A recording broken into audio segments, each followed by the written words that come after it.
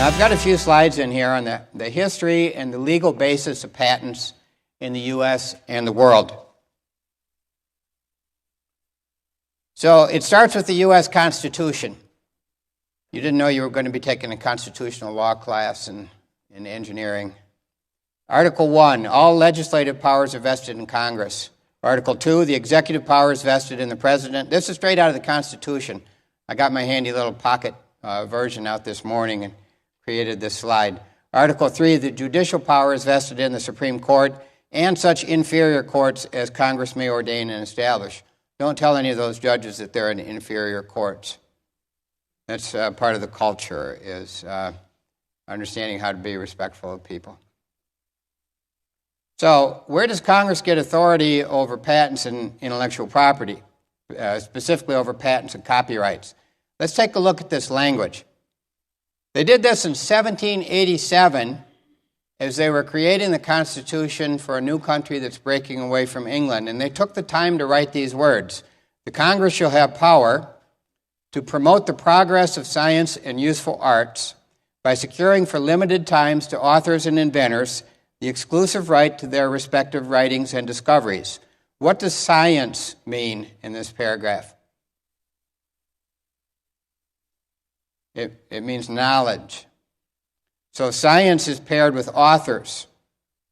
In the usage 200 years ago, authors contributed to knowledge, and that was considered science. They didn't have a word technology. Their word for that was useful arts. So 200 years ago, arts meant technology, and science meant arts. But the point of this is that Congress is legislating on patents to promote the progress of the useful arts, that is, the progress of technology. So what is a patent? A patent is the legal right to exclude others from practicing the claimed invention.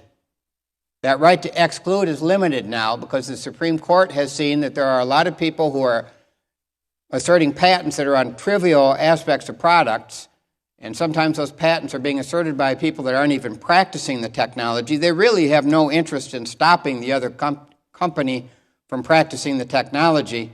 Their only interest in getting an injunction is that they'll be able to use that as leverage to extract a higher settlement.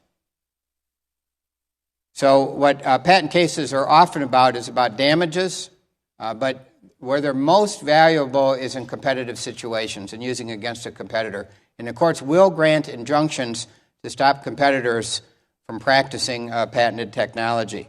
A hot topic in patent law is how should damages be assessed in cases where there's only a small part of the end product that practices the patent. So your patent's only on the steering wheel. Should you be able to get damages based on the royalty for the whole car? Now, here's a question I'd like to ask you, and I'd like to ask you to think about, is do patents promote progress? Let me just ask for a show of hands. How many of you think that patents hinder progress? They get in the way, they stop people from doing things, they stop people from developing, they stop people from competing. Okay, a few people. How many of you think that patents promote progress? Somewhat more, and some of you are not quite sure. There's support for both.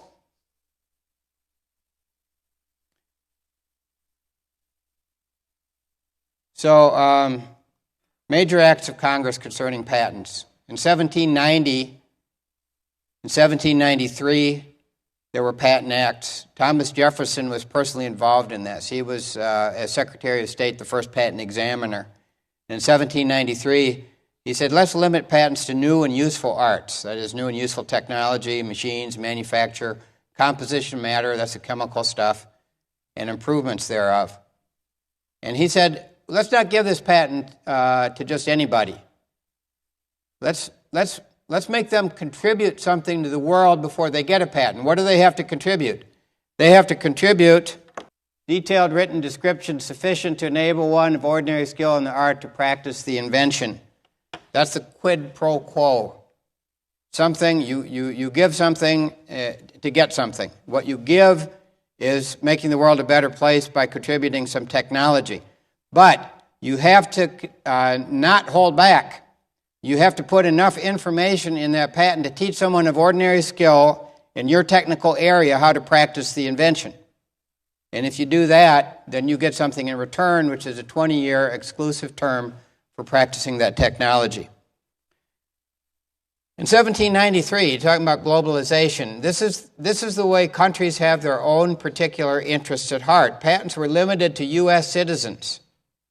And in 1800, patents were made eligible for foreigners resident in the U.S. for 2 years. I have some old patents that actually say next to the inventor's name that the person was resident in the U.S. for 2 years. And I wondered until this morning why that was, and then I found this language regarding the 1800 Patent Act. In 1832, the U.S. started to become a little more open-minded. It said, okay, resident aliens can also get patents, but they have to declare their intent to become U.S. citizens, and they have to practice the technology in the U.S.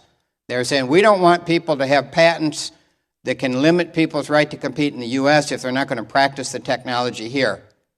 Does that sound a lot like another very large country in Asia that says, we'll let technology in, but we want it to be practiced here? It's a very natural way of thinking.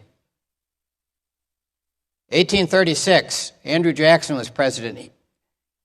He put the Patent Office in the Department of State, and a very significant development here is the requirement of claims. So claims are at the end of the patent. What a patent is about is not just what's disclosed, but more specifically, it's about what's claimed at the end of a patent. And this act also provided for examination.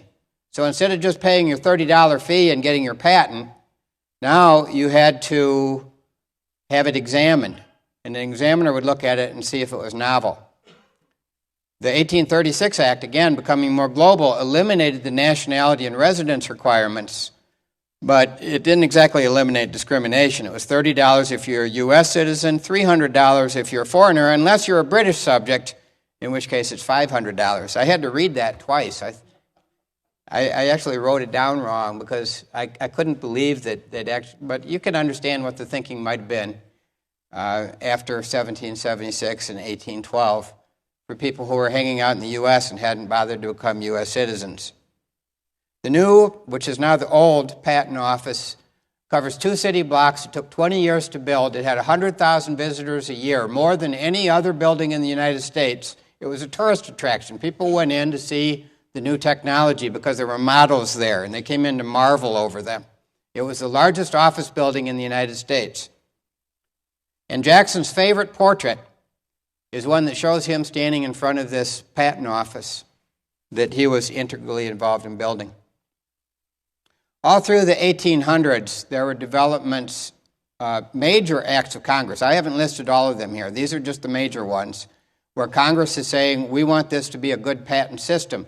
And a lot of this has to do with international ramifications. How do we treat patent applications that are originating from other countries? I was really surprised to see how much of this goes back into the 1700s and 1800s. 1925, the Patent Office was made part of the Department of Commerce, where it is now. 1929, a new court for patent appeals.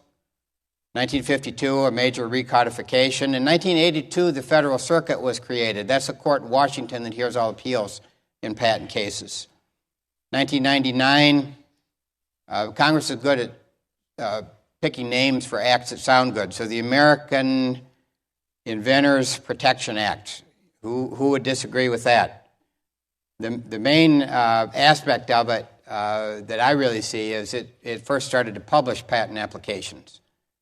It used to be that you could keep an application secret for years, and years later then you could get the patent to issue. Those are called submarine patents, and you could go after people. That's harder to do now because applications are published after 18 months.